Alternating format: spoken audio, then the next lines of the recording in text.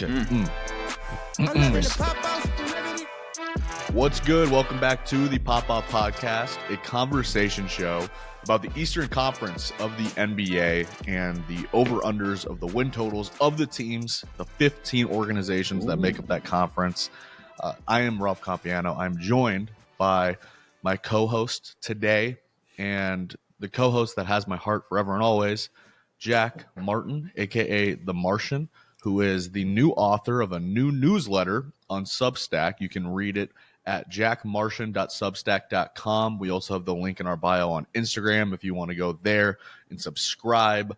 He's going to be talking about the NBA there all year. He's going to be talking about pop culture, and he's just one of my favorite people to talk to in general. So, Martian, the Fro and the Flow reincarnated, the week ahead of the NBA season tipping off. We're talking hoops. What's your excitement level right now, just as a general fan of the NBA? We'll get into the Bulls later, but as a general fan of the NBA, what's your excitement level for the season? I'm super excited. I kind of touched on it a bit today in the intro of my piece, but the NBA is as competitive as ever. I mean, it feels like the first time probably since our adolescence that there's been true parity in the league. There's been 6 different champions the last 6 seasons. We haven't really had a true dynasty since the Warriors. I guess you could say the Celtics are favorites to repeat, but it really feels like the league is wide open this year. And I think that's what I'm most excited about. Because, I mean, for a while there, like when we were in college and even like late high school, kind of lost a little bit of the fun. You knew who was going to be in the finals every year. And now you can't really put your finger on it, especially I feel like for the West this year. The East, I feel like it's a couple teams at the top and then a bunch of whatever, but I feel like the West is going to be an absolute slug match this year. We just have so much talent in the league. I think it's in a really good place. I think kind of with the rule shifts at the end of last year that made it a bit more competitive, emphasized defense, the product got better. I know that they've said they're trying to aim for a little bit more FIBA-style basketball in terms of how they're calling the game, letting the guys go. So I'm excited. I think it's going to be a really, really competitive year. Yeah, I love the way that you framed it, like, 5 or 6 champions, new champions in a row. And coming into the season, when we were in college, it was like, all right, the Warriors and Cavs are going to play in the finals again. I couldn't possibly tell you who's going to represent what conference because, injuries can happen. And like you said, the talent is just so vast now. I think we're seeing it in college football a lot too, like Vanderbilt upsetting Alabama. Like there's so much player change that just translates to different environment, different organizations, not the same standard that we're accustomed to.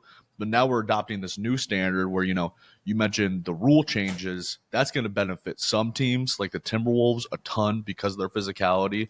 And it's going to do the opposite for other teams that are used to, getting more fouls and that kind of stuff. But looking at the East and just kind of like so what I did for this is I took the 15 teams in the Eastern Conference and I put them into 5 different tiers. And I challenged myself to keep 3 teams per tier to make up the 15 teams, right? And it was tough. I felt like I kind of had to shoehorn a couple of these in. So I'll read the tiers to you, and then you can tell me which tier you want to do first, and we'll tackle each of those teams one at a time, do their over-unders. So the tiers are the title contenders. There's 3 teams in there. The teams that are 1 move away, there are also 3 teams in there. The teams that are, let's face it, it's over. There's 3 teams there. The teams that are in purgatory, 3 teams there, and then the Cooper Flag sweepstakes, and there are 3 teams in there from the East. Which one of those jumps out to you the most? Let's start with tier 1 because I'm interested to hear who your third team is in that. I think I would know the top 2, but I'm curious to hear who you have as third. Okay, so we will go from highest to lowest then here. Let's start with the Celtics. So they have a whopping 58.5 wins, again, out of a regular season of 82 games. Their projection would be to go 59-23 if they're going to hit the over or maybe get to 60 wins again. They won 67 games last year, or you can take the under there, and it's even money. But 58.5 for the Celtics. Then we have the Knicks at 53.5 and the Sixers at 50.5. So I thought that they were a top 3 team in the East, and then I thought that the Knicks and Celtics obviously were as well. And then Vegas thinks that the Sixers are at least a top 3 team in the regular season. Do you want to do Knicks, Celtics, or Sixers first? I feel like we could just start with the Celtics and kind of get it out of the way. Breeze through it. Yeah. I fully expect them to be top of the East. Not having Porzingis for the first few months, I guess, is a hit. But when you have a guy like Porzingis, I feel like you kind of game plan around the possibility of not having him available. They were incredible last year. They're only continuing to build chemistry. Missoula's a goddamn psycho. I fully expect them to breeze through the regular season again. I mean, if they wound up in the finals again, if they won the finals again, I would not be surprised. Jason's got a bit of a chip on his shoulder, I feel like, after that Olympics run, not getting the finals MVP. Derek White only got more experience playing on the Olympics team. Jaylen Brown has some sort of, whether or not he kind of created the chip himself, I feel like he's kind of coming into with some energy of like, I was not on the Olympics team because of Nike, whatever. But I mean, they're the defending champions. They were one of the most efficient teams of all time last season. Like, there's not much to add. Like, if they're not number one in the East, then I consider their season a failure.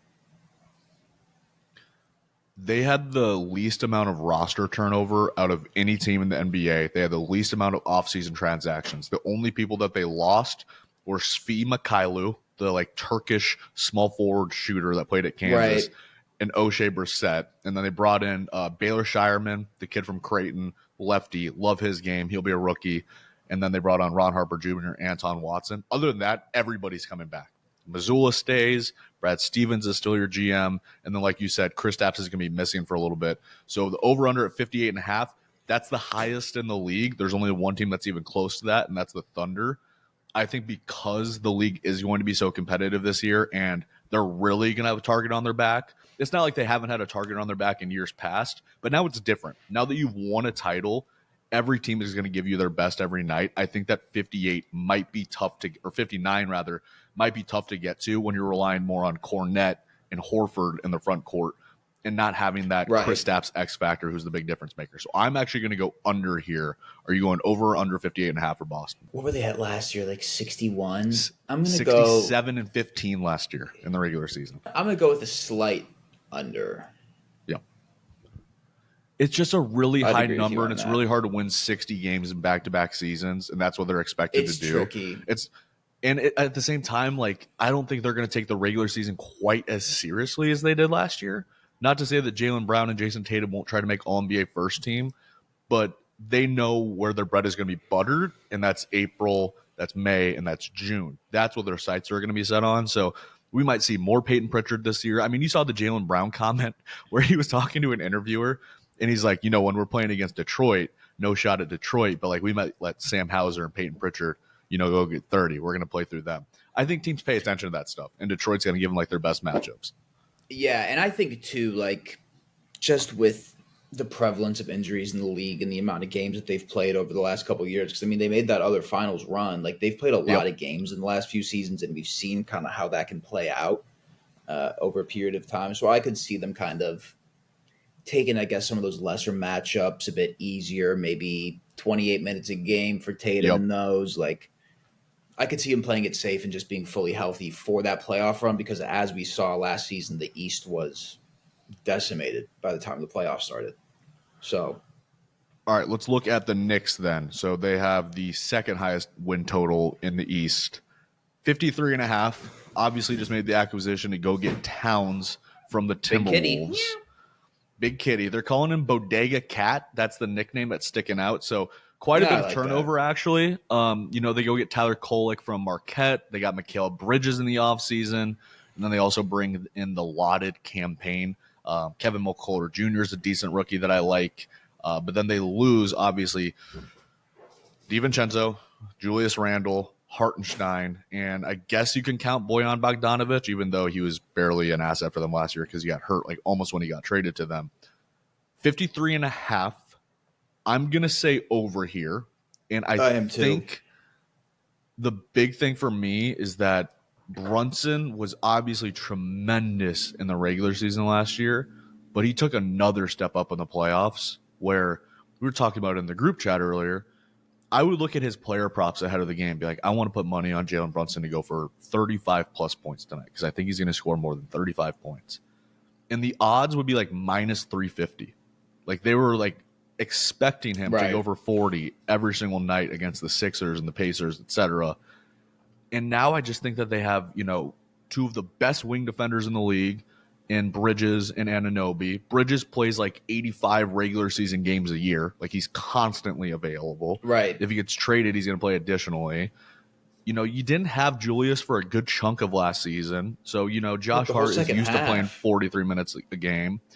And I just think that they're going to, like, their starting five is going to be able to rival anybody's if they can all stay healthy. I mean, it's a big if. They have a great starting five. McBride's a killer off the bench. McBride's great off the bench. And, Mitchell Robinson won't be available for a good chunk of the season. But I still like Precious. I don't think Jericho Sims is awful. I think they're going to be really stinking good. And I think Tibbs is a hell of a coach, as you probably do too.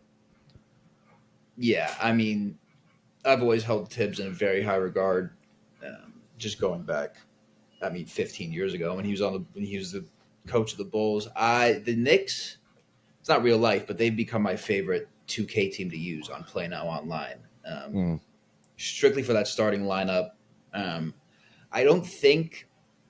That trade, it feels like a win-win right now. The Cat trade, they didn't really address their problem of big man depth, which they lose Hartenstein and you don't have Mitchell Robinson, right? And so it's you're a right. Big loss. And Mitchell Robinson's not back until they're saying January. You never know with him, and you never know when he gets back how long he's going to stay on the floor.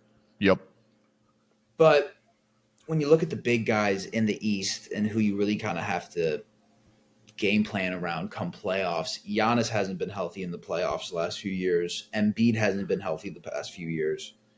His entire so if career. they can just get there, with Mitchell Robinson healthy, you have a healthy Cat who, is not really helping your defensive issues. But, the wings are going to be stupid. You got OG out there.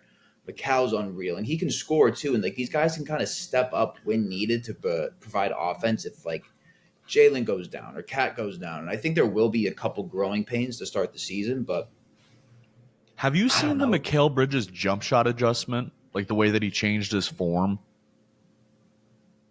Because it's funky. Just like more fluid or funky now? If anything, it's worse. Like he used to have like a much low, Mikal Bridges has a ridiculous wingspan. It's like a 7-foot wingspan practically on a 6'7" body. But he used to shoot like right above his forehead, almost like you, like right above that forehead area.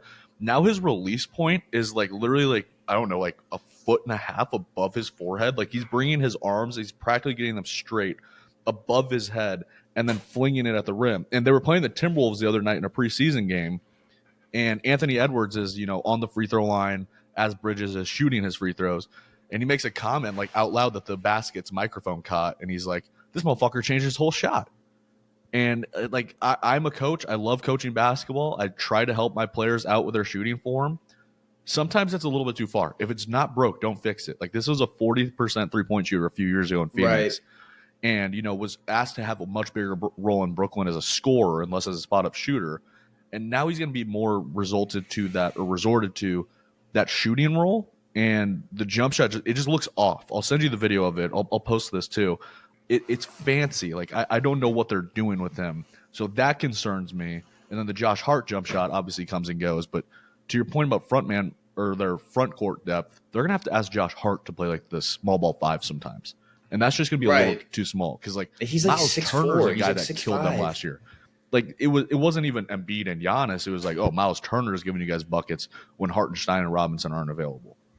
Yeah, I think Tibbs is obviously the defensive maestro. And I think they're not going to have any problems with wing defense and perimeter defense. But, the paint, they're going to get a little bit banged up. But, their offense is going to be so high-powered. That's the thing. I think having a point guard like Brunson, who I'd consider him a true 3-level scorer, and especially his finishing 100%. at the rim is so dangerous. Like, you kind of almost have to bring a double team to him if he's doing good. And that's just if the shot works out, if it's good, he's on the perimeter. OG's an athletic freak. Cat can hit from inside and outside. He's one of the best big men shooters, he says, of all time. So, they have a lot of options on offense. It's just, I think their problem is they're going to have to navigate defense, and it's a long season, and the trade deadline can impact a lot. So I mean, I wouldn't be surprised if they go out and try to get a big guy, especially if it doesn't look like Robinson's going to come back or he's not going to come back 100%. But I mean, I think that they could have maybe given the Celtics some problems if they were able to get to the Eastern Conference Finals. They didn't have the health, but we saw who they were without a true big man last year. I mean, Julius was out the whole second half in the playoffs. Yep. I mean, if Cat can stay healthy, I don't know. I like that trade. I think it's a win-win. I do too. Yeah, I don't know. I think they're going to be good. I have really high expectations for them. I don't know. I could see them making the finals if everything falls the right way. 100%. All right, let's move into another team that I have in the contending category. And the last team that I have in title contenders is the Philadelphia 76ers with an asterisk, mind you. I put an asterisk here. Okay. Yeah, the asterisk is that Joel Embiid said he's probably not going to play in any back-to-back games anymore. As he really shouldn't. He was talking about it in the regular season, and I think that makes sense to a certain degree. Like for the regular season, don't play in back-to-backs, but the playoffs, when you're playing every other day, I mean, that's practically a back-to-back considering the level of physicality that the playoffs get to compared to the regular season. Especially the first two rounds. Like, you're playing you're playing frequently. Fast. Like, you're not taking off 2 days between games like you would in the finals. So some of the additions that they made this season, obviously they got Paul George, which was a huge get, right? I think Morey did a great job this offseason and going and getting guys that fill out the roster. They also got Eric Gordon, who's a savvy veteran. They got your boy Andre Drummond, who inhales rebounds like it's oxygen. They get Reggie Jackson from Denver, and they get Caleb Martin from Miami, who has killed the Celtics historically. And then they draft Jared McCain from Duke, who's an elite three-point shooter. The only people they lost are Mo Bamba, who did absolutely nothing and has done nothing in the league, Buddy Hield, who Spencer Clark famously said is going to be an all-star this year, which is absolutely psychotic. Robert Covington, the ghost of Tobias Harris, is now in Detroit. And then they lost Batum as well, and DeAnthony Melton, okay? And B-Ball Paul. We should shout out B-Ball Paul. But, they retain Maxey, Oubre, and Embiid when available. They still have Kyle Lowry, which is going to be a pain in the ass to watch come April and May. But I don't know, man. I think that this team, I just look at the talent from last year to this year, and I see the Eric Gordons. I see Jared McCain, who I think is going to be really good. I see Caleb Martin. And I'm just more confident in them with or without Embiid. I think they've done a better job of constructing a roster that can actually compete, even if Embiid isn't available. I mean, on paper, I like them, but I mean, we just saw Paul George hyperextend his knee last night. Mm-hmm. Like, the thing with them is, I'm not at all confident in their ability to stay healthy throughout the year. 100%. And I think if there's, knock on wood, I don't want anyone to get hurt, but if there's an event where Paul George and Embiid are both out at the same time for an extended stretch, I could see them just plummeting. I mean, Maxey's going to be really good. He held his own very, very well last year when he had to be the star of the show. And if Paul George stays healthy, he's got a great wing partner in the absence of Embiid. Hopefully Embiid can stay healthy. I personally have always liked Embiid. I mean, he's a generational talent. It's a matter of staying on the floor. I think for them, it's just for me, they're a wait and see team. Yep. Because I know the first 2 weeks of the season, they're going to start off 9-2. Everyone's going to be talking about, is this going to be the Sixers' year? Is Embiid going to get past the second round?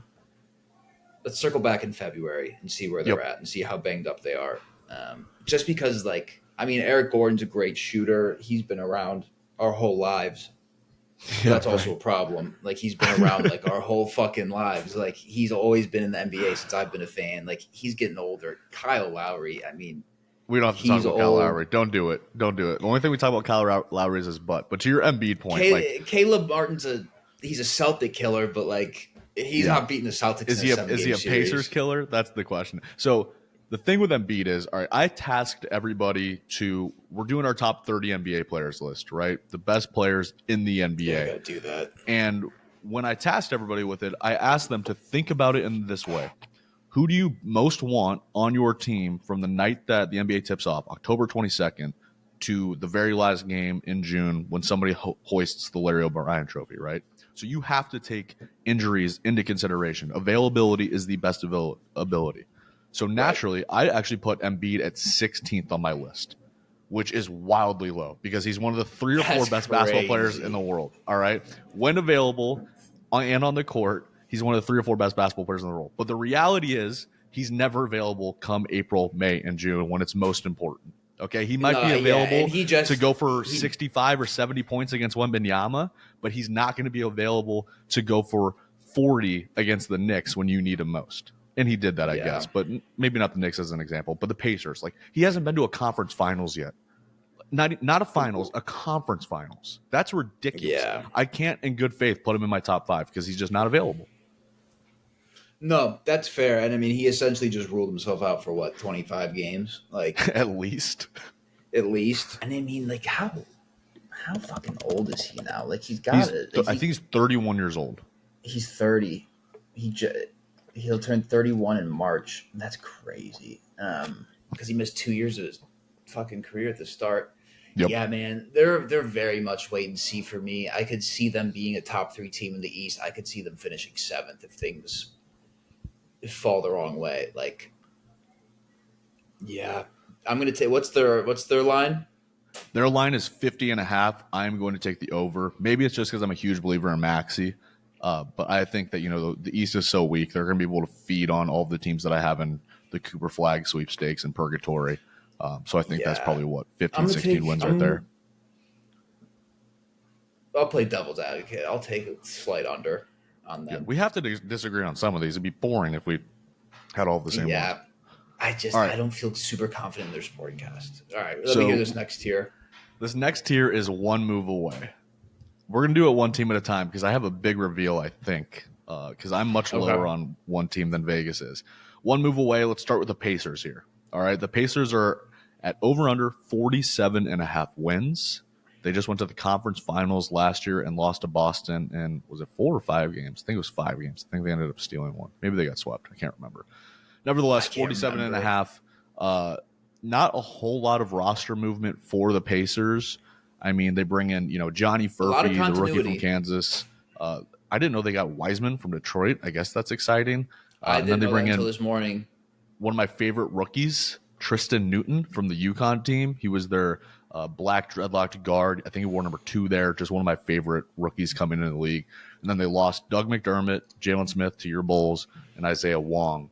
But, Doug they're getting McDermott. Mathurin back. Like, Benedict Mathurin wasn't available for that Yeah. playoff run. You still have Halliburton, Isaiah Jackson. Nemhard took a step up. Neesmith is awesome. Ben Shepherd was a great surprise last year. Another year of actually having Siakam. He did training camp with them. Obi Toppin, Miles Yep, full Turner. off season. Just a good roster. TJ McConnell, can't not mention him. So their over-unders at 47.5, and I'm very confident in this over. I think they're a damn good team. I don't think they'll be able to surprise people as much this year because we've seen a year of this. It's not even Right. 7 seconds or less Suns. It's more like 5 seconds or less. Like, they're ridiculously fast-paced. So, yeah, I'll take the over at 47.5. What do you think? I think I'd also take the over on them. Like you mentioned, I think the roster continuity is going to be big for them, especially as a younger team.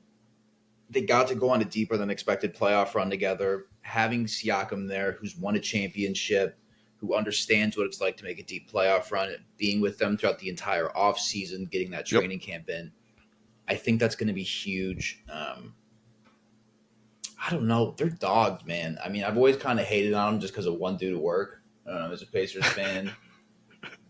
But I don't know. They had They're exactly gritty. I mean, 47 wins last year. They're 47-35 last year. and I'd And they made the expect them to conference be finals. better. Yep. I'd expect them to be better because, I mean, they're young too. So, I mean, guys don't always come to the league as defensive monsters. I think as these guys have kind of been shown that, like, they could be legit contenders in the East with more experience, with more chemistry, with more solidified defense. And two, as teams like the Sixers might have to navigate injuries, like there's going to be a chance for them to really kind of take a leap.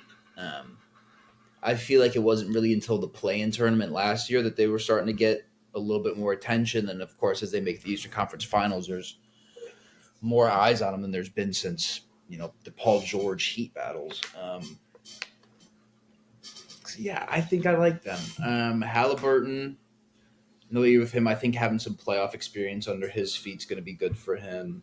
Um, yeah, And I he answered kind a lot of of questions last year too in the playoffs. Where like in the middle of the series, people were talking about like, why isn't he being more aggressive? And then he would respond the very next game by taking 7 or 8 more shots than he did in the previous game. And I think we kind of overrate the Olympic experience sometimes for these players. He didn't really play a lot in the Olympics. I don't know if he played at right. all the last couple of games, but just being I don't around think he those did. guys, I think it is helpful to a certain extent.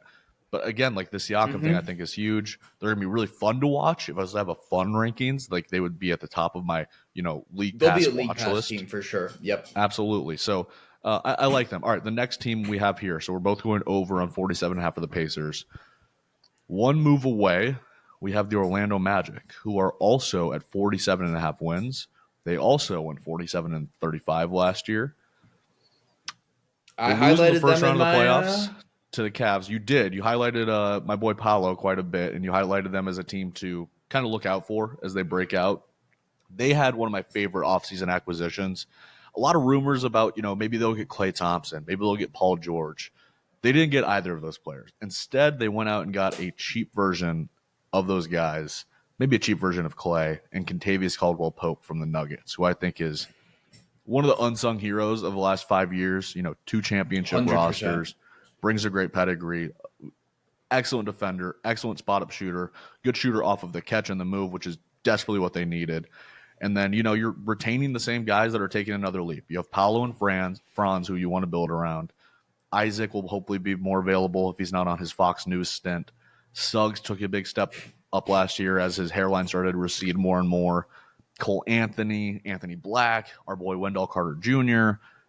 I just really like this team. I don't know if 47.5 is a little bit ambitious, but then I looked at the record last year. I'm like 47-35. Shit, I think Paolo's only going to get better. He's 21. Like, Oh my God, what? yeah, that's what shocked me this morning when I was kind of doing some research. Just like Can finally buy they're Jewel really Pods. young. He's 21. Franz is 23. Suggs is 23. Um, Isaac, I don't know how old he is. He has the views of a 55-year-old. But I mean, like, if he's like a key to that team. Like, if he can stay Yep. healthy, he can guard 1 through 5. Like, He might be he the might best only defender in the league when healthy. he might only be able to play 16 minutes a game, but like those Yep. 16 minutes are going to be high impact. Paolo, I want to say he was like 22 points, 7 rebounds, 5 assists. I can see that going up. Like, I don't know. I think the KCP acquisition is huge for them because you don't really need like a Paul George when you're that team. Like, You're we've practically kind of Rain Man. You seen. literally called Paulo's stat line almost exactly 22, 7.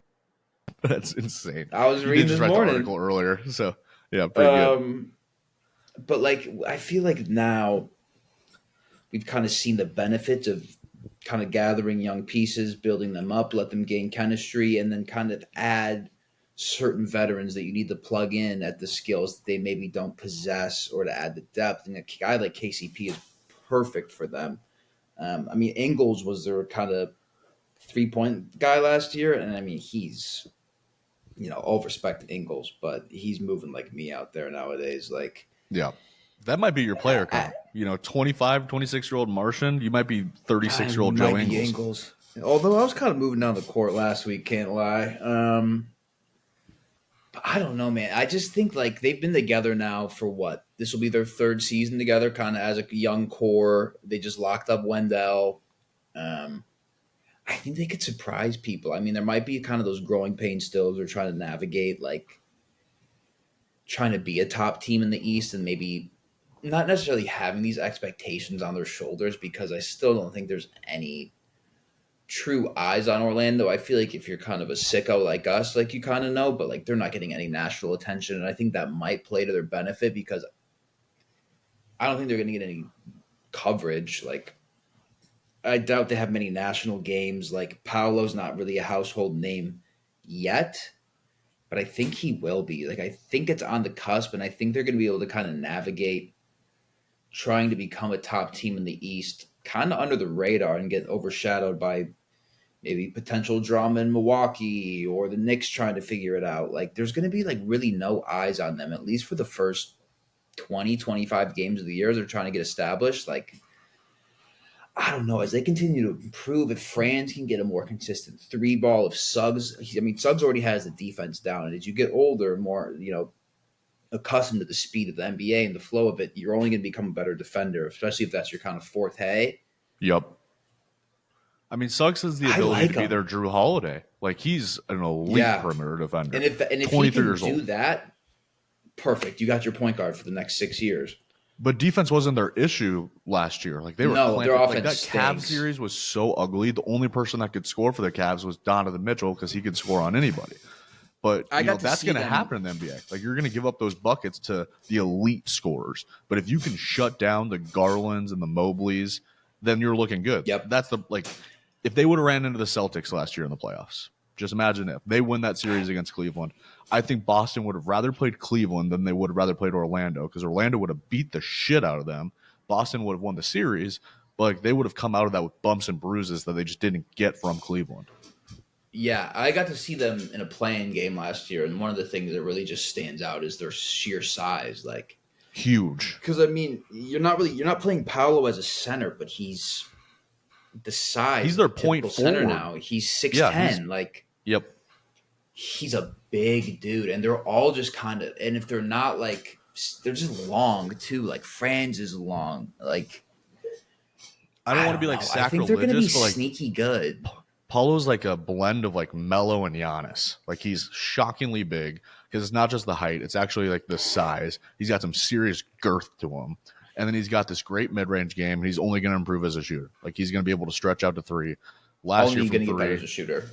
he was 34%, and he was 29.8% the year before that. I would not be shocked if he got up to 37, 38%, just because that's the kind of guy that he is. All right, so we are both over on the Magic then? Yeah, he's fucking 21. That's insane. And he had a steal a game last year. Yep. 0.6 blocks. He was an all-star. I feel like that's pretty important. And he shot 50% on twos. Like, he's only going to get better, too. That's the thing. Like, you don't peak at 21 years old, especially as a 20-year-old all-star. Like, I'd be very, very excited if I was a Magic fan. I would have a lot of hope. Wouldn't it be nice to be a Magic fan right now? All right, the last team nice to be in the one move away category, I have the Cleveland Cavaliers. Okay, so that might give you a hint as to who we're going to talk about next. But the Cavs, they're over under. I know who got knocked off. 48.5. All right. Not the splashiest move as far as player movement for the Cavs this offseason, but they did get rid of J.B. Bickerstaff, and they did hire Kenny Atkinson, who we loved as the coach of the Nets when they went on that kind of magical run with, D'Angelo Russell and that crew. Wow, we love that team, man. They barely lost anybody. They just brought back essentially the exact same crew: Darius Garland, Donovan Mitchell, LeVert, Coro, Mobley, Allen. They still have Niang, Max Strus, Sam Merrill. Shout out Sam Merrill. I just think that they take a step up because they have a different coach this year. And maybe I don't know, being a little bit too optimistic about this team, but Mitchell's so goddamn good. And I think Garland really suffered the second half of last season because he literally broke his face. Like, we can't understate the fact that he broke like an orbital bone in his face. That is going to impact your game no matter what sport you play. That would impact your game if you work a 9 to 5 at the office. You broke a bone in your freaking face. All right, so I think he's going to be a lot better this year too. Oh my God, dude. I wouldn't show up to the office for weeks. I'd be lights hurt my eyes. I'm going over here. I think it's an easy over for me too. 48.5. Their record last year was 48-34. So Vegas, I think, just looked at the NBA standings last year. They're like, are you guys going to be the same team or what? And I think the thing with them that's important to note is that they had a decent stretch there where they were banged the fuck up. Like, they were missing dudes, and they went on a heater. Like, they can step up in the face of injury. And that's a great point. I've always liked Mitchell a lot. Um, Obviously, there's kind of questions that have always surrounded smaller guards, smaller scoring guards as your best player. Can they lead you to a championship? I don't see them winning a championship, but I see them being a very, very good regular season team again. I would But take a again, I have slight them in the over for one them, move I away think. category, and it's like they have moves that are able to be made. Like if they don't And see what they've they got like some. from Mobley, you can buy pretty low on or buy pretty high on Mobley or sell high on Mobley rather. Like there's an opportunity here for them to make a move if they feel the need to do it. Yeah, I accidentally reached on him in a fantasy draft, so I need him to. I need him to perform. But He's gonna get you a lot of blocks. I was looking at his stats um, during that draft after I reached on him and was like, fuck, I got a little excited. But he's one of the most consistent players, stat wise, to start his career. If you look at his stats, the first 3 seasons are literally almost identical, give or take 1 point, 1 rebound, 1 assist. Mm. Like, it's insane across the board, even the So percentages. is that consistency or is that a lack of progression? Right? Because when he got drafted, I'm not going to, we don't need to name who, Bill Simmons, but he was like, this guy's the next Tim Duncan. This guy's the next He's Kevin next Tim Garnett. Duncan. And he's averaging 16 and 9 every season, essentially. You're totally right. Rookie season, 15 points, 8 rebounds. Sophomore season, 16 points, 9 rebounds. Junior season, 16 points, 9 rebounds, right? The exact same amount of steals, the exact same amount of blocks. Field goal percentage is going up a little bit. He went from 50, actually a lot of it. He went from 51 to 55 to 58, but the three-pointer is just non-existent. He shoots 37% from three last year, but he only takes one a game. Yeah. I don't know. Like, again, like the continuity thing is huge. Like, I could see them being good. And it just like the East is such a not like a hodgepodge of mid, I would say. But I mean, after the top tier, like I feel like it's gonna be finishing. Like I could see 3 through 7 kind of being separated by a game and a half each, kind of like the West last year. Like I think Yep. it's gonna be really close across the board. And for I mean, them, that's how the East was last they're year. just gonna need to Between the capitalize Bucks on and the those three 4 games seed, against the Pistons. yep. Bucks were 49 Yeah. and 33 last year as the 3 seed, and the 8 seed Heat were 46 and 36. So they were what? 3 games Mm-hmm. behind, a game and a half behind. Like that's practically nothing. All right. So we're both taking the over on the Cavs. Let's move into the new category of let's face it, it's over, and let's start with the Milwaukee Bucks. Now you tell me if I'm crazy, but their over under is 50 and a half, and I am drooling over this. I've taken the under. I think that this roster, pretty much outside of Giannis, stinks like cock. Okay, Pat Connaughton, I'm sorry, that experience, I'm done with it. I'm tired of it. It's over. Damian Lillard, I just don't think he's going to play north of 35 games this year.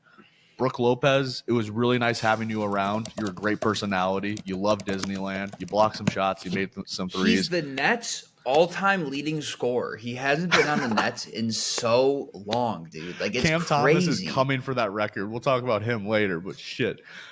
Dame's 30 fucking 4, dude. Yeah, because I mean, he got drafted when he was like what, a senior out of Weber State, and they bring Yeah. in Torian Prince, Gary Trent Jr. As a Duke guy, like I Woo. love Gary Trent Jr. I still believe in him. I'm not sure he's going to be the difference maker. They draft like a 14 Right. and a half year old in AJ Johnson, who's looked kind of fun in the preseason. They got DeLon Wright, a good guard with some straps, but there's just something about this team that I just don't trust.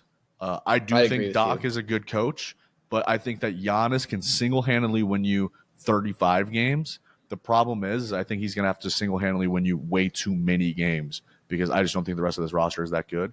And like you said earlier, he's gotten hurt the last couple of years. He is not invincible. Like he's not Miami LeBron. He's not playing 82 games and then all 30 games in the playoffs. Like there's been some issues with him. He's gotten banged How up. is Giannis? And I can't blame him He's for still that 29. necessarily, but I don't know. 50 and a half No, it's just not seems his high for this fault. Bucks team.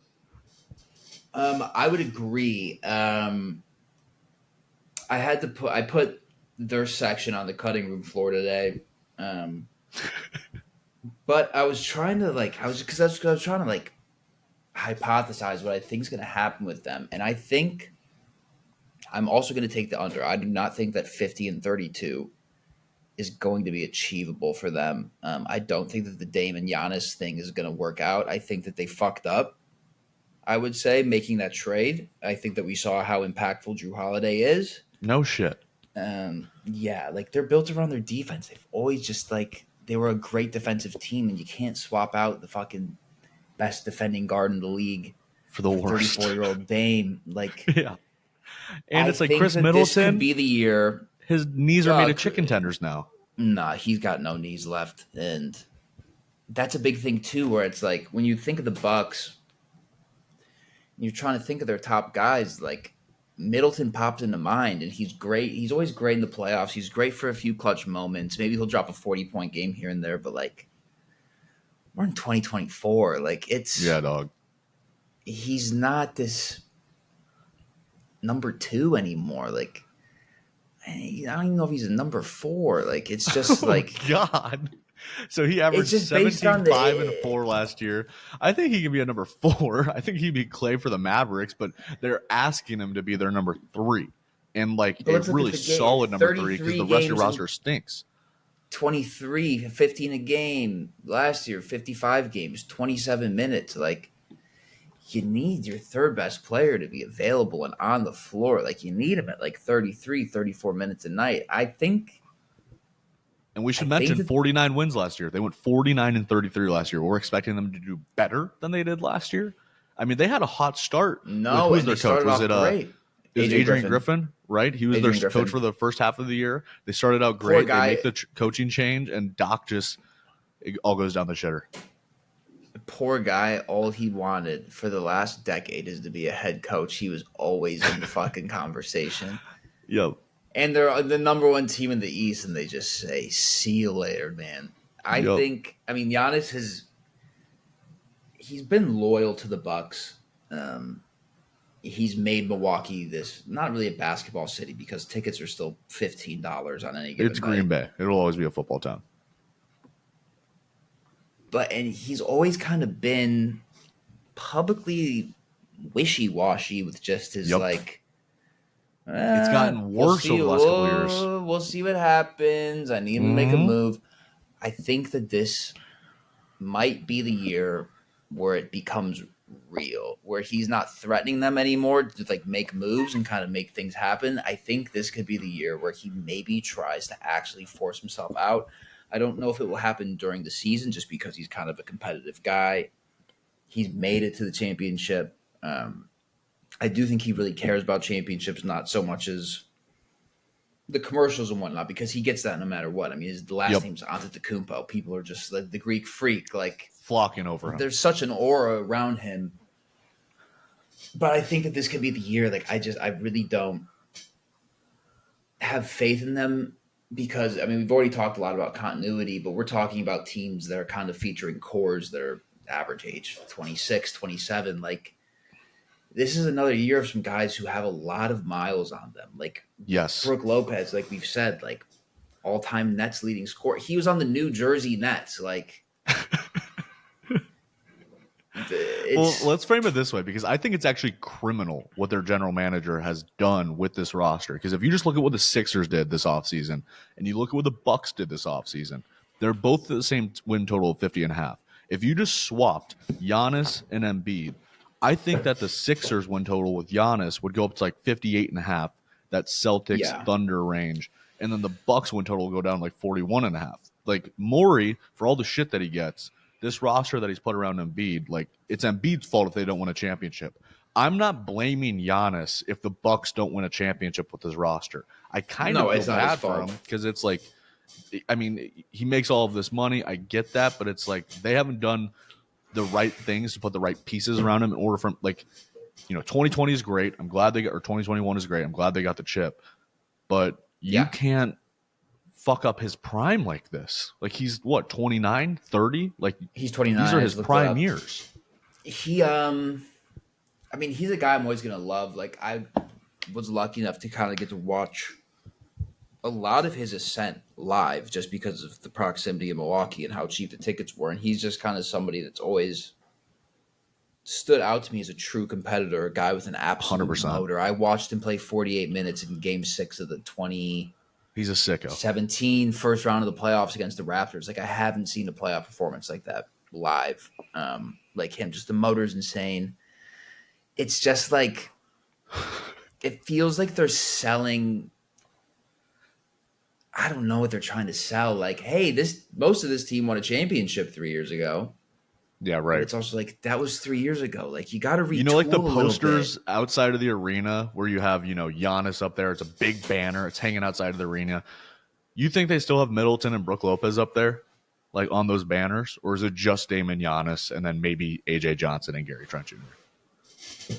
No, I feel like Brooke and Middleton have to have one. But the thing is with them, it's like That's sad. Giannis is pretty consistently healthy in the regular season, but say he misses a 7 game stretch, Middleton's not healthy.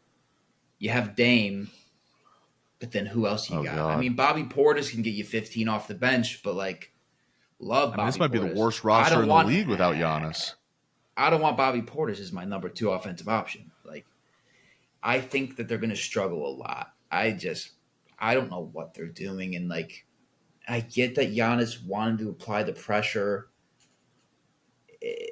but you already won. Like, he won ahead of schedule. He won a finals as a 25, 26-year-old. Like, that's a few years ahead of schedule. Same shit with like Jason Tatum. It's like he's Yep. way ahead of schedule. Like, there's no need to push any kind of panic buttons. Like, I get you're competitive. I get you want to win. Like, that all makes sense. That's why you're in the NBA, like at the position that you're at.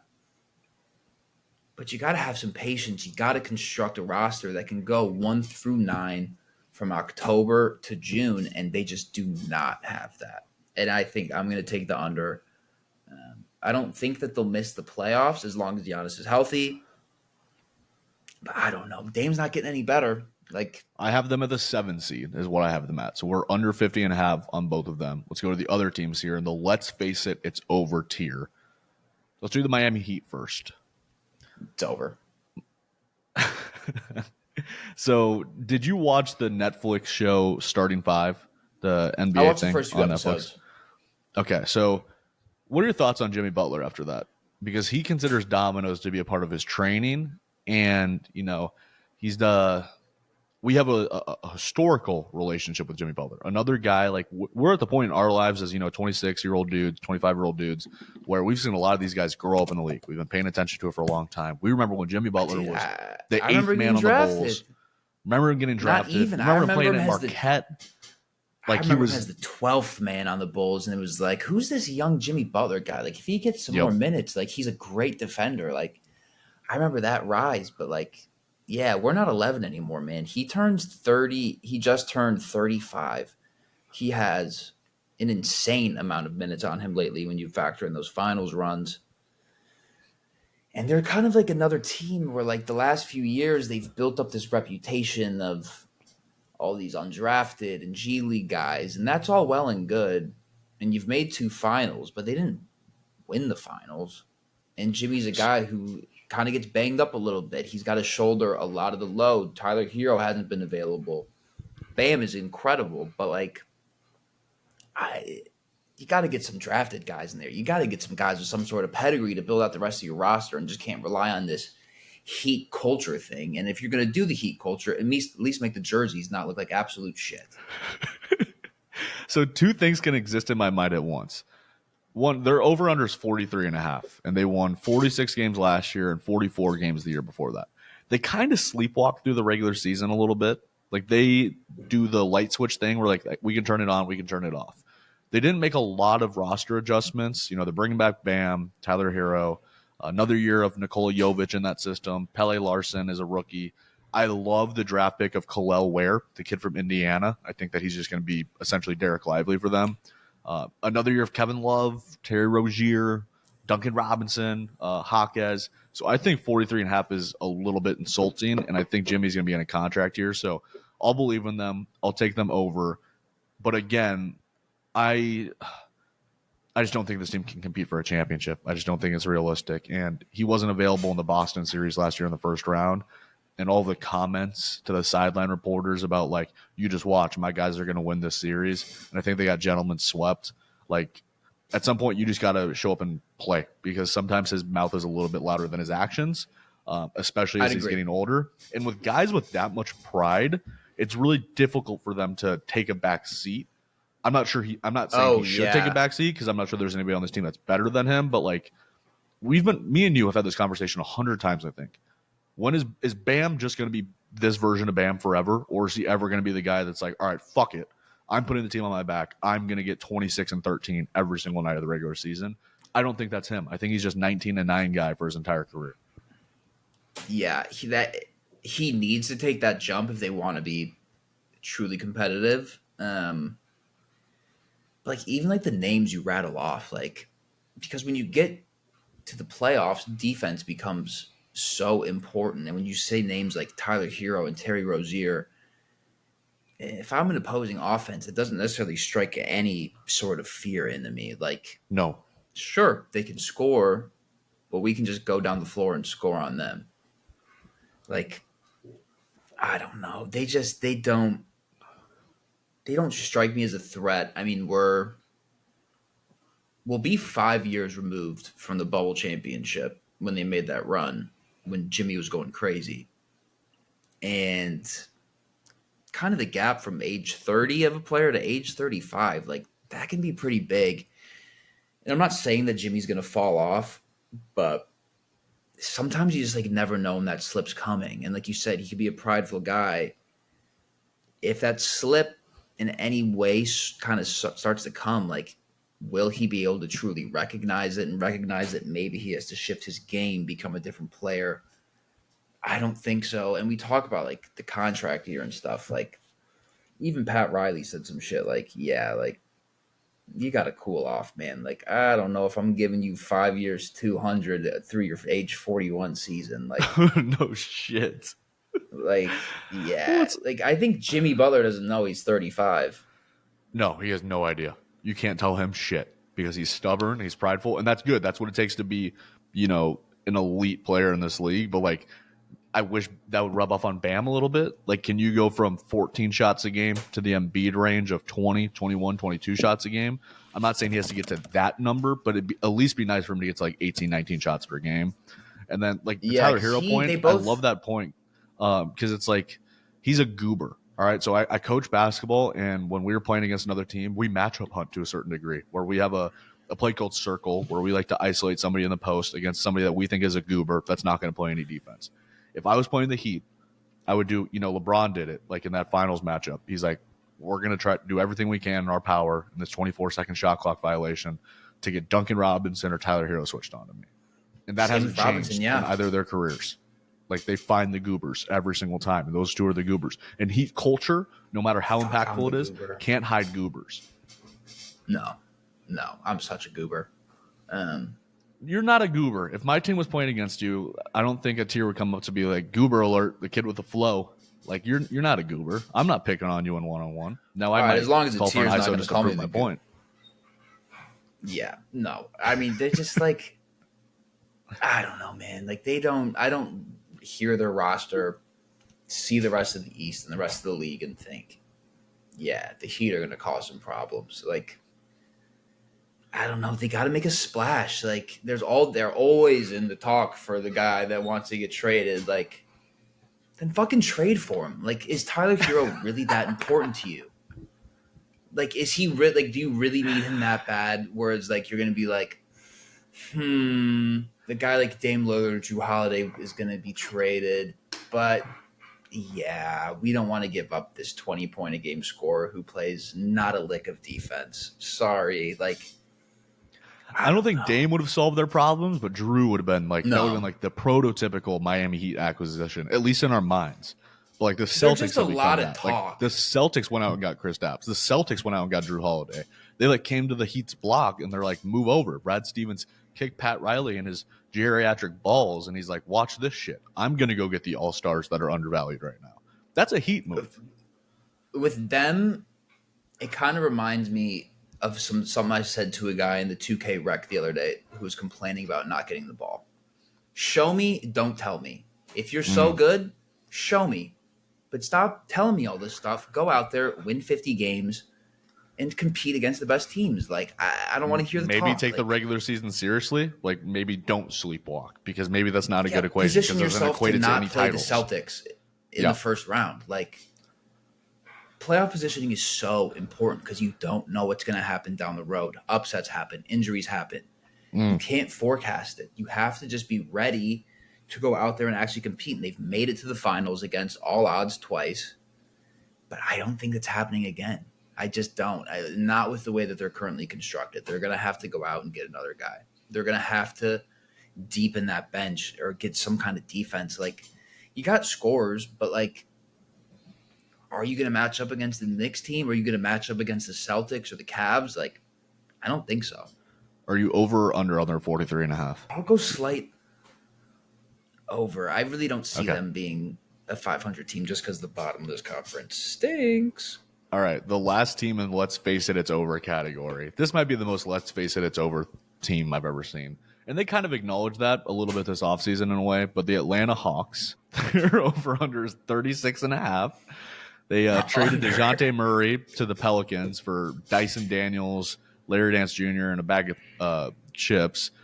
They drafted Zachary Risachet with a first overall pick in the NBA draft this year. And they retain the lollipop with hair, Clint Capella, Bogdan Bogdanovic, Jalen Johnson, who did take a step last year, Vit Krejci, who's an awesome passer. You know, they lose Sadiq Bey, who I'm not sure that's going to make a hell of a lot of a difference. AJ Griffin is just no longer in the NBA. He's retired from basketball to become a pastor. Congratulations to you, I suppose, AJ Griffin. Let's see if you want to be a pastor 3 years from now when all of your money runs out, my man. But praise God, no doubt. I'm going a significant under here. I might take it down to below 33.5.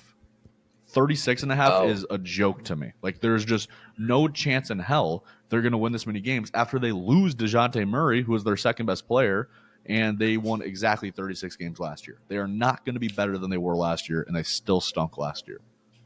I'm not sold on this number one pick either. Like, I think this draft is going to be stinky. Yeah. Yeah, I mean, you picked Zach Edey to win Rookie of the Year in your article today, right? Like, he was the 9th pick in the draft. Yep. And I like that pick. I'm with him too there. I think it's going to be a draft where it's going to be like, we're going to really find the kind of significant, impactful players kind of in that like 9 to 24 range. It'll be the Giannis draft. Remember, Anthony Bennett, Oladipo go 1 and 2. Giannis goes 13, 14, 15, somewhere in that range. 100%. Like, yeah, Matas will probably be the next LeBron. Yep, 100%. I'm all in on Buzelis. I want to get that on the record right now before we talk about the Bulls. Yeah, we'll get to them. But yeah, man, the Hawks just like, they're so far removed from that shit talking the Knicks run. Like, I don't know, man. Trae Young just doesn't do shit for me. Like, I hate him. Yeah, you can shoot deep threes. Who can't now? Yeah, man. Like, I don't like him at all. All right, let's not spend any time with him then, because they just bore me to death. Someone needs to go get him. If you're the Lakers, call the Hawks right now. I'll give you whatever you want for Clint Capella. Like, even if I'm the Pelicans need Capella. They need Capella. They should have gotten him in that DeJounte deal. Fuck the Hawks. Let's move on. All right, we're now moving into the purgatory territory, or purgatory tier. I try to drop a bar. Let's talk about the Bulls. Okay, their over-under is set at 28.5. I mean, do you want to give the rundown for the roster changes? I guess the biggest roster change is Lonzo Ball. When people are hearing this, is playing basketball tonight. That's exciting. You get Montes Buzelis in the draft. You're praying for the under. Interesting. So do you wish that you were in the Cooper Flag sweepstakes tier instead of the purgatory tier? I want them to win 6 games, but the young guys look good and they're competitive and get better. Josh Giddey. I'm so fucking sick of where they've been at. We're 3 years removed from any sort of hope being around this team. There hasn't been hope around this team since January 1st, 2022. For those that aren't enlightened, walk us through what purgatory is, because we've talked about this concept a lot. But tell us what basketball purgatory is. So, essentially, you're not competing for a championship, but you're not bad enough to be high in the lottery. You might finish as 8th in the conference, as we've seen from the Bulls the last 2 years. That means getting in the play-in, but not getting past the play-in. You don't really have pieces that look to be improving. There's really just like no hope, because The group you have now isn't going anywhere, but you're not bad enough to where you're going to be getting any young guys that could truly, truly change the trajectory of your team. And you're not positioning yourself as a team that serious players in free agency are going to want to come to. Yep. And I mean, the Bull, like, they haven't even been bad enough the last decade to get like a top pick. We've gotten Kobe White, who, look, he had a great season last year. He was awesome. Do I think he's the number one guy on a successful NBA team? Absolutely No. not. He's Black Tyler Hero. Levine, it's been 7 years. They've won a playoff game. We got to be done. We got to, my hope for them. That's crazy. The way you just said that, they've won a playoff game. Not a couple of playoff games, not a playoff game. series, a single playoff game. My hope for them is that Levine plays good enough to not necessarily impact winning, which, boy, we know he's excellent at that. But plays good enough where a team like the Lakers, like the Clippers, somebody with a deep-pocketed owner who's desperate to kind of make one final push is like, all right, there's a little bit more salary knocked off because he's making $40 fucking million a year. Of course, the one time we give a guy over $100 million contract, it turns into this. But I just want him to get moved away so that we can see what we have. Like, I don't know if Pat Williams is ever going to take that next step, unfortunately, but there's been so much talk with him the last few years of like, oh, he's stuck behind Levine and DeRozan and Kobe. He just can't get those shots. Let's see what we have with him. Can he actually play offense, or is he just going to be a 3-and-D guy? Lonzo, I'm excited to have him back. I'm excited just kind of for him personally to kind of get through these injuries. And if he's able to maintain this the whole season, it's probably going to be 12 minutes a night. He's not playing back-to-backs. It's last year of his contract. But Matas, guys like him, Giddey, Kobe, Io, there's a young group there. You just got to get rid of the holdovers like fucking Vucevic. I will pull the U-Haul up to his apartment building. I will help move him out. I want him gone. He's my least favorite player in the NBA. I've never seen worse energy on a bench in my entire life. I've gotten to sit right next to the bench a few times the last few years. All he does is sulk. Who told you so? My problem with them, me, my eyes. All I've seen is just go, When Vucevic was originally traded to the Bulls, who told you so? I just want to hear it. Oh, you. I wish I never wrote that article years ago predicting that he would get traded because it wasn't even getting talked about, and then it fucking happened. And we were all so desperate. You were the source on that one. Yeah, I fucked up. I don't know, man. I'm so sick of this. The games aren't even on TV. You lost DeMar DeRozan to the Sacramento Kings. Your starting for lineup nothing. is going to be what?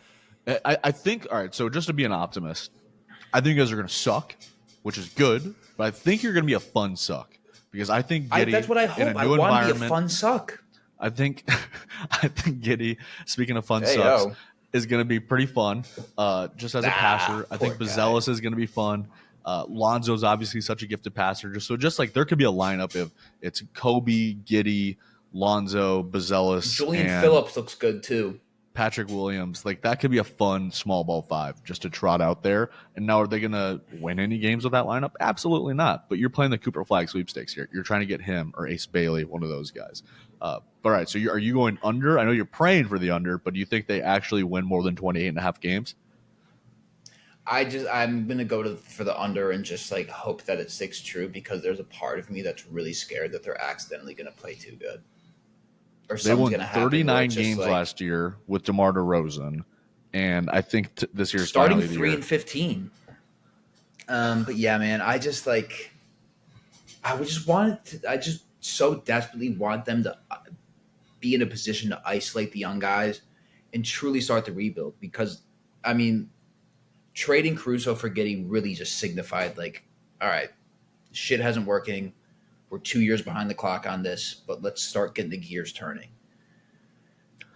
and that like those moves are good, they're beneficial, but the problem is when you have $60 million tied up into two guys who aren't helping you win, but they're not necessarily helping you lose, kind of just clogging up these guys' development. Like that's what keeps us in purgatory. Like they're just such an unserious franchise. It sucks so fucking bad. Like I can't even claim the Jordan championships. The last one happened 6 months before I was born. It's not my team at all. Like it's just like I think that there's some excitement there. I think there's going to be some really fun flashes, but you just got to get rid of Levine. You just got to start fresh. And I just please anybody out there, please take him. Answer the Bulls' calls. Like they can do whatever. Like offer to pay half the salary. Like Jerry's a cheap fuck, but like come on, let's go. Toronto Raptors are also in purgatory.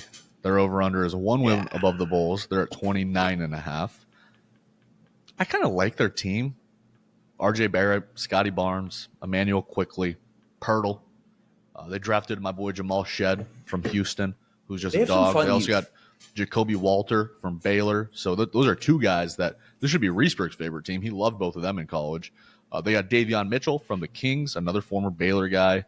And really they only lost Gary Trent Jr. and Jonte Porter because he's a gambling addict.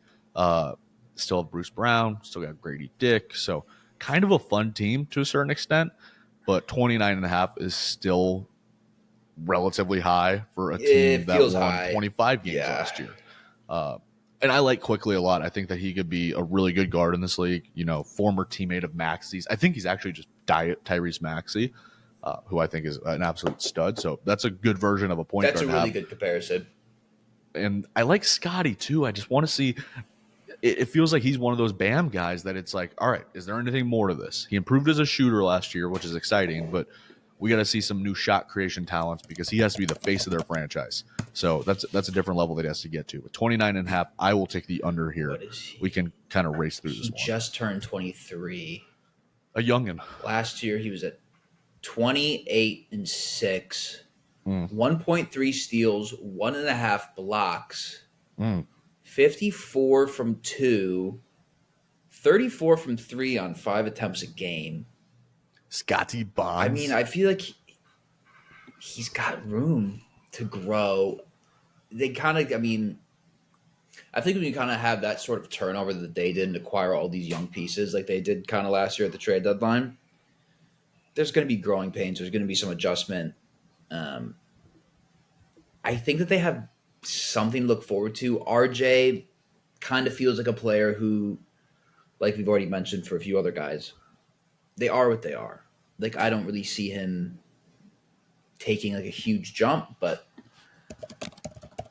because I mean, what was he? I mean, he's like a pretty solid scorer. Yeah, he's a 20-point-a-game scorer. He averaged 22 a game last year for them.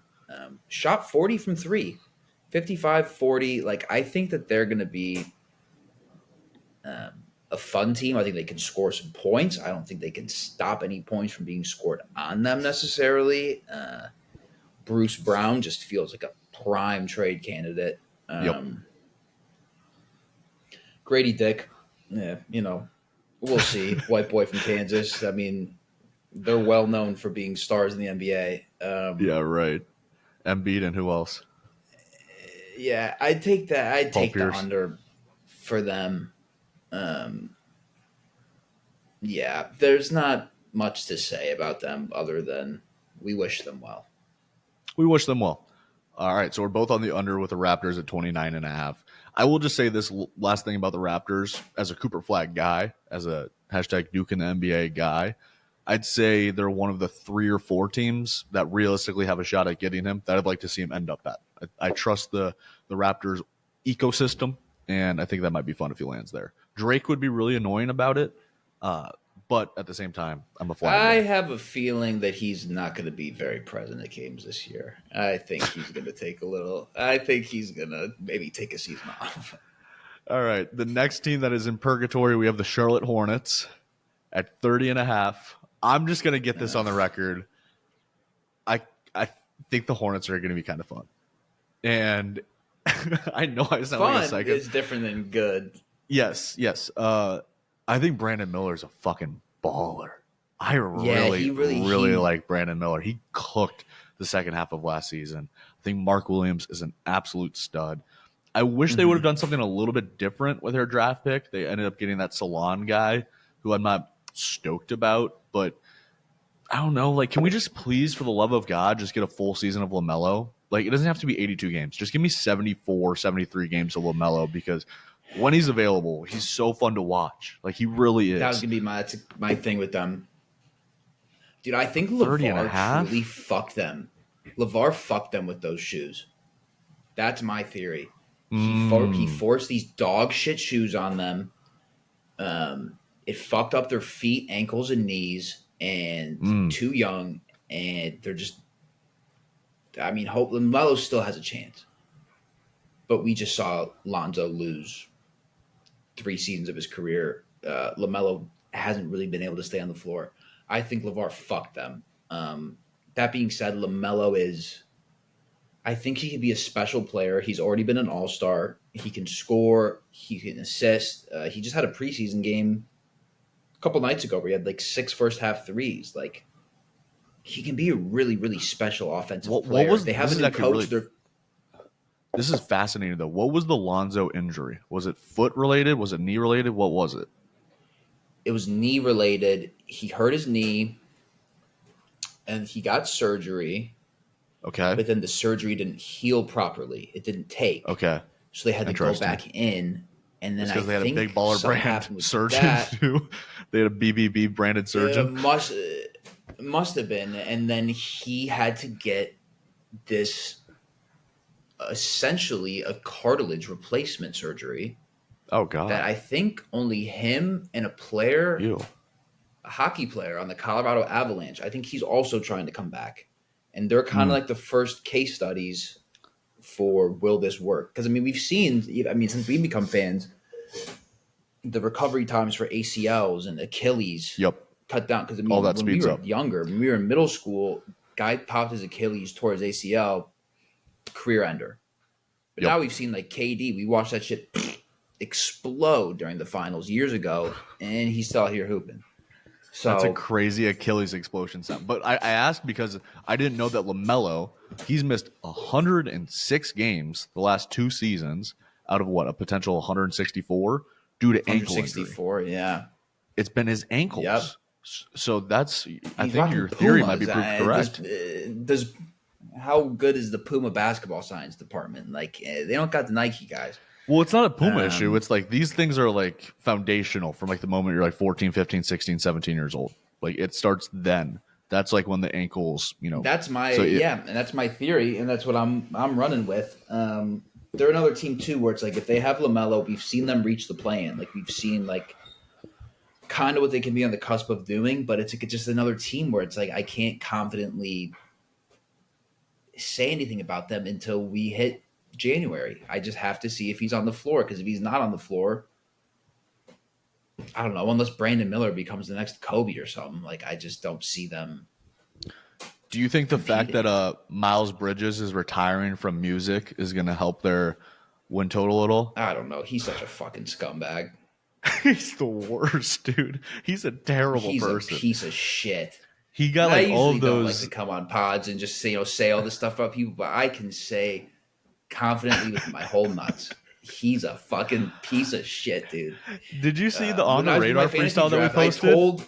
It like went viral. It was terrible. Dude. He was talking about the worst shit in there. He was talking about shit that like Lil Durk talks about. Or honestly, Lil Durk probably listened to it and be like, "This is kind of like draft."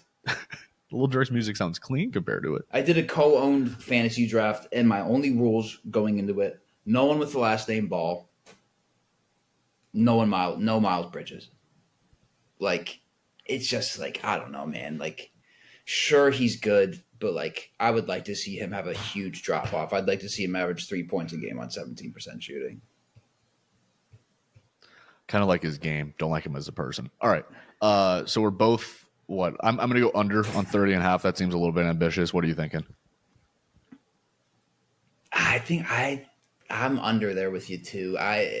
With a healthy LaMelo, I could see that. That seems high. They won 21 games last year. I think that's banking on a healthy Melo and a full season of kind of what we saw the second half, last kind of 6 weeks of the season from Brandon Miller. All right, moving into the last tier, which is the Cooper Flag sweepstakes. We can race through two of these teams. I want to spend a little bit more time on one of them. Let's go through the fast teams first. The lowest win total in the NBA is the Brooklyn Nets at 18.5. That's really, really, really low. What'd you say, 18? 18.5. They won 32 games last year. God, I've taken I've taken 6 unders and 1, 2, 3, 4, 6 overs. I'm going to go over here just because I don't think anybody in the league is bad enough to only win 18 games anymore. And Cam Thomas is going to average 27 points per game. He's going to get his shots up. And their roster, How many shots do you think? 31? Yeah, 100%. He's going to be the least efficient scorer. But, it's not the worst roster. You still have Cam Johnson, Schroeder, Claxton, who's a good center. I don't have to mention Ben Simmons because I don't want to mention Ben Simmons. You get Bojan. But, I like Zaire Williams, I suppose. But, they really only lost Mikal Bridges, and they won 32 games. Is he a 14-game difference guy? I don't think he is. 18 feels low. There's Whoa. not. Yeah, all you got to do is much win to say 19 about them. games. I took a flyer on Simmons in a fantasy league late round. You can't quit him, can you? No, not fully. I don't know. I mean, I think he's going to play 15 games, but it's also like he's in the last year of his contract and he's not getting $40 million a year next year. And I have a feeling he's got a couple cars, a couple houses. He's got some bills to keep up with. So unless he wants to downsize his lifestyle, you got to turn the Jets on a little bit. 18 feels low, but they're also like they're a team of role players. They don't have a star, so no, unless you count Cam Thomas or Killian Hayes. I might take the over to put him at 22 and 60. Yeah, they can go 22 and 60. We don't have to spend any more time on them. All right, the Washington Wizards, we don't got to spend a lot of time on them either. Theirs is 20.5. I think they're the worst team in the league. I'm actually going to, lower. Contrary to what I just said, I'm going to take the under here. That feels a little bit high. So a guy that we just added to our, T-Pop Hoops group chat, Pop-Up Pod Fantasy Basketball League, is a Wizards fan. And he's also a Washington Commanders fan. He's a Washington Sports Town fan. And he's all in on this Commanders team because Jaden Daniels looks great. And he was like, all I had to do for the Commanders to be decent was for the Wizards to just get out of basketball purgatory, right? I just had to let them fall to the depths of hell, which, the guardians at that gate are Kyle Kuzma and Jordan Poole. They also have Marvin Bagley. They got Bilal Coulibaly, who I kind of like. The Johnny Davis draft pick a couple of years ago is a nightmare. I mean, I think maybe their best player on this team is Sadiq Bey or Corey Kispert because I think Poole and Kuzma are both awful. I don't think Kuzma is awful. I shouldn't say that. I just don't think that this is the right environment for him. I think that he could be a good role player on a better team. Yeah, I don't think that about Jordan Poole anymore. I think that part of his career is over. The Warriors stint was good for him, though. Completely preposterous. I'll take the under here at 20.5. How fun would it be to get $30 million a year to just go out there and just shoot every time the ball touches your hands? Literally a dream job. If I had an opportunity to do one thing in my life, that's what I do that now, but I pay $100 to do it. Yeah, dude, they stink. Man. They're gonna stink. I don't see any path to you're on the under success anytime soon. Oh, they might win 8 games. They drafted Alex Sarr. Have you seen Alex Sarr play? Even in the preseason Not or good. Summer, it was just a nightmare. Didn't he have a summer league game where he went 0 for 12?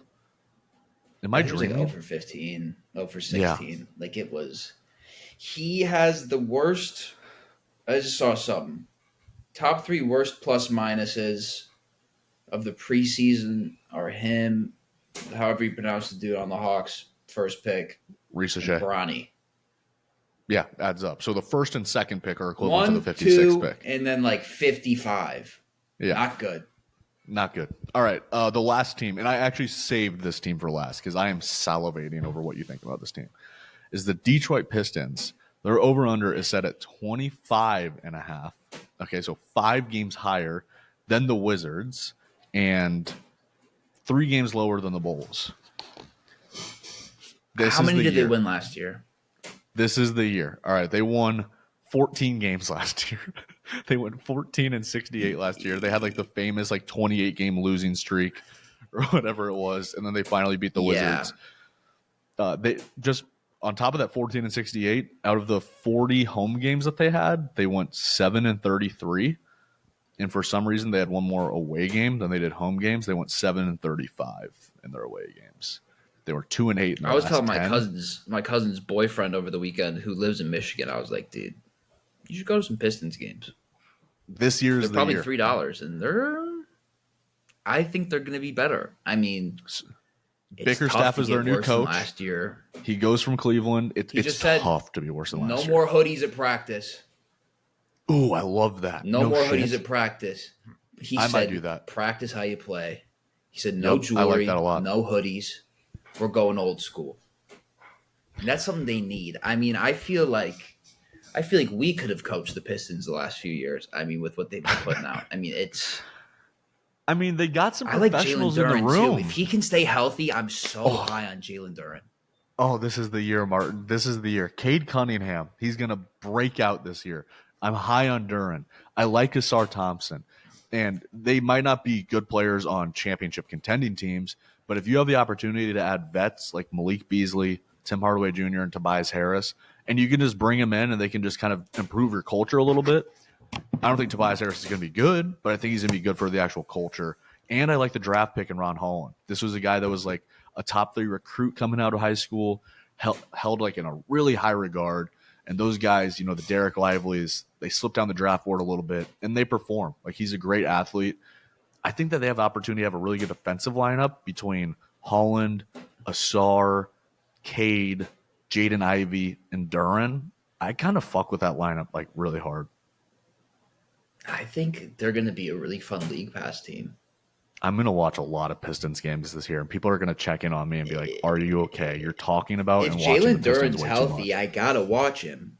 If there's dudes out there getting 16 rebounds a game, got to have my eyes on him. I love that. I'm pretty sure that the last time we talked about Jalen Duren on the pod, Barter said that he's just one throbbing hard cock out on the court. And I kind of agree with that.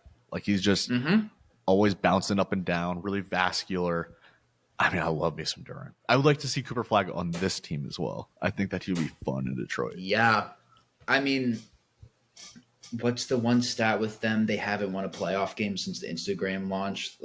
So are you going over 25.5 here? That's 12 more wins than they had last year. The over would doubling 26 and 56. And 56. And they won 20 last year at the time. I think they can go 31 and 51. I will cautiously take the over. All right. Barely. So we agree on a lot of these, actually. We only disagree on one of them that can't be possible. The only one we disagreed on was the Sixers. Holy shit. All right, great minds think alike, I suppose. So we're either going to do really well on this or we're going to do terribly on this. So that wraps up the Eastern Conference. Before we do wrap this up, give me who you think is going to represent the Eastern Conference in the NBA Finals this year. Actually, no, let's not do the Finals. Who are going to be the 2 teams in the Conference Championship in the East? I think we're going to get the top 2 dogs. I think Knicks and Celtics. I feel like we deserve it. We do. We deserved it last year. If Brunson didn't get hurt, we'd get it last year. I think we deserve it. I'm not a Knicks fan by any stretch. They're a rival big city, but a rival big city. Wow, that Chicago is really coming out of you. You just said a rival big city. Do you consider Los Angeles to be your rival? Who's Des Moines' rival? Like in Detroit? Terms of city structure, Omaha? LA, that's got nothing on us. Okay. But they don't have the same public I don't transport. know. We just need a good Knicks team in the league for our generation. Like we need it, but we need like a step up from last year. Like I know it was crazy there, but like we need a sustained stretch. Yeah, we need conference finals Knicks, not semi-conference finals Knicks. Give me conference finals Knicks. we need Madison Square Garden to have the conference finals because I mean the United Center is not getting it until I have a great grandchild. So 1,000%. Well, all right. That has been the Eastern Conference over-unders. We will be back early next week talking about the Western Conference over-unders. So that'll come out Monday morning, the day before we tip off in the NBA. I'm so excited for this season. We got Rent Money coming out tomorrow for people that are listening to this, and we will have NFL Week 7 picks on Friday as well. So we will see you guys on the other side. Thank you for listening. Make sure to subscribe to the Daily Martian, jackmartian.substack.com for all things Martian related, and he'll be back on talking more NBA throughout the season. All right, we will see you guys on the other side. Peace out.